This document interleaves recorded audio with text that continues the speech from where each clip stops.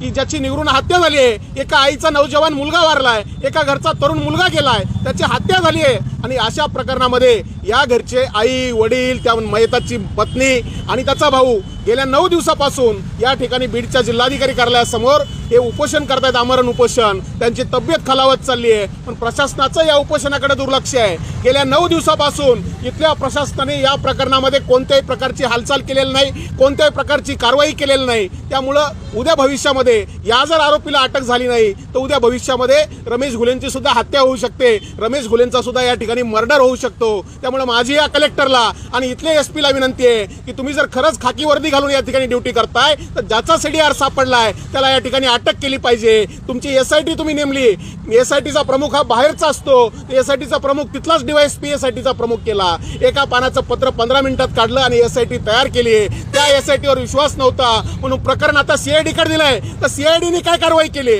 सीआयडीने घुलेंशी काय संपर्क साधला? सीआयडीचा तपास सुरू झाला का नाही? सीआयडीने यांच्यासोबत काय कोऑर्डिनेशन केलं? याचा काही तीळ मात्र यांना काही संबंध नाही, यांना काही संपर्क झालेला नाही। आज इतकंच। अशा आणखी महत्त्वाच्या बातम्या पाहण्यासाठी आमच्यासोबत जोडलेले रहा।